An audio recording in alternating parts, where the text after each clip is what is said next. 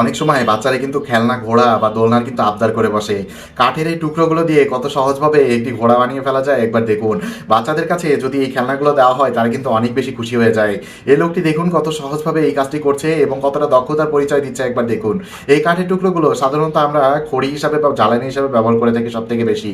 কিন্তু এগুলো যদি ফেলে না দিয়ে আবার ব্যবহার উপযোগী করে তোলা যায় তাহলে কতই না ভালো হয় বলুন তো। এই জিনিসটাই কিন্তু এই লোকটি করে দেখিয়েছে খুব সহজ বুদ্ধিতে। বেশি কাঠের টুকরোর কিন্তু প্রয়োজন হয়নি, অল্প কিছু কাঠের টুকরো দিয়ে সেই কাজটি অনায়াসে কিন্তু করে ফেলেছে। দেখতে কিন্তু খুবই চমৎকার লাগছে এবং এই কাঠের টুকরোগুলো দিয়ে কতটা দক্ষতার পরিচয় দিচ্ছে একবার দেখুন। সাধারণত কাঠমিস্ত্রিরা কিন্তু বেশ দক্ষ হয়ে থাকে এবং তারা বেশ বুদ্ধিমান প্রকৃতির হয়ে থাকে, তা না হলে কিন্তু এই ধরনের কাজ তারা করতে পারতো না।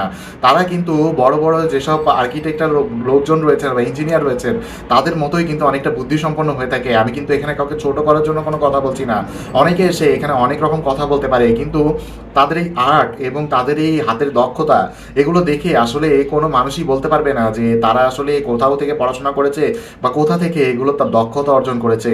আসলে এদের হাতের কাজগুলো খুবই চমৎকার হয়ে থাকে, যে কোনো মানুষ কিন্তু এক দেখাতেই এই কাজগুলো অনেক বেশি পছন্দ করে ফেলবে। কত সহজভাবে এবং দক্ষতার সাথে এই গুড়িগুলো তৈরি করা হচ্ছে একবার দেখুন। খুবই চমৎকার লাগছে এটি দেখে আমার কাছে। এবং একটি কাঠের সাথে আর একটা কাঠ জোড়া লাগানোও কিন্তু শুরু হয়ে গেছে।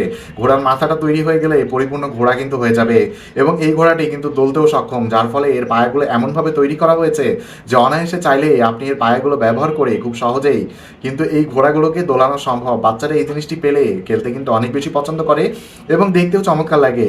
যারা বড় হয়ে গেছেন তারা চাইলে এই ধরনের ডিজাইন দিয়ে আপনারা কাঠমিস্ত্রির কাছ থেকে এই ধরনের খেলনা ঘোড়া কিন্তু বানিয়ে ফেলতে পারেন। এগুলো খেলতে কিন্তু খুবই চমৎকার লাগে এবং খুবই ভালো লাগে আমার কাছে দেখতে। বিশেষ করে বাচ্চাদের কাছে যদি এই জিনিসটি যায় তারা কিন্তু সারাদিন কিন্তু এই জিনিসগুলো নিয়ে খেলতেই বেশি পছন্দ করে।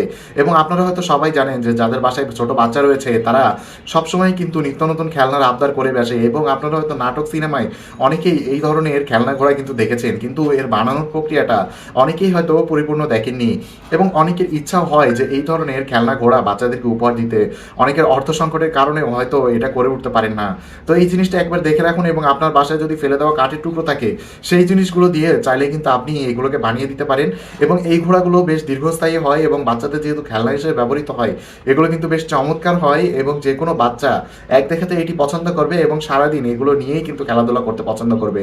তখন বাচ্চারা কিন্তু আপনাকে বেশি আর বিরক্ত করতে আসবে না। তো জিনিসটা দেখে আমার কাছে খুবই ভালো লেগেছে এবং দক্ষ হাতের কাজে কত সুন্দরভাবে এই ঘোড়াটি বানানো হচ্ছে একবার দেখুন। এই জিনিসটা দেখে আপনাদের কাছে কেমন লেগেছে অবশ্যই কিন্তু সেই বিষয়টি জানাতে ভুলবেন না। এই ধরনের আরও ভিডিও পেতে নিয়মিত আমাদের পেজে চোখ রাখুন। আমরা প্রতিদিন নিয়তই কিন্তু এই ধরনের নানাবিধ ভিডিও দিয়ে থাকি। বিশেষ করে কাঠের তৈরি বিভিন্ন আসবাবপত্রের ভিডিও দেখতে চাইলে নিয়মিত আমাদের পেজে চোখ রাখুন, তাহলে এই ধরনের নতুন নতুন ভিডিও কিন্তু দেখতে পারবেন। এগুলো কিন্তু অনেক চমৎকার হয়ে থাকে এবং খুবই সুন্দর লেগেছে আমার কাছে। এটা আপনার পছন্দ মতো রং করে নিলেই কিন্তু হলো। রং করার পরে এটি কিন্তু দেখতে আরও সুন্দর হবে, একদম আসল ঘোড়ার মতোই কিন্তু লাগছে অনেকটা আমার কাছে। আপনার কাছে কেমন লাগছে বলুন তো। দয়া করে এই ভিডিওটি বেশি বেশি মানুষের কাছে পৌঁছে দিতে কিন্তু ভুলবেন না। এই ধরনের রকিং চেয়ারও কিন্তু পাওয়া যায় এবং খুব সহজে বানানো যায়, সেটা পরবর্তী কোনো এক ভিডিওতে আপনাদেরকে দেখিয়ে দিব। তা আজ এই পর্যন্তই।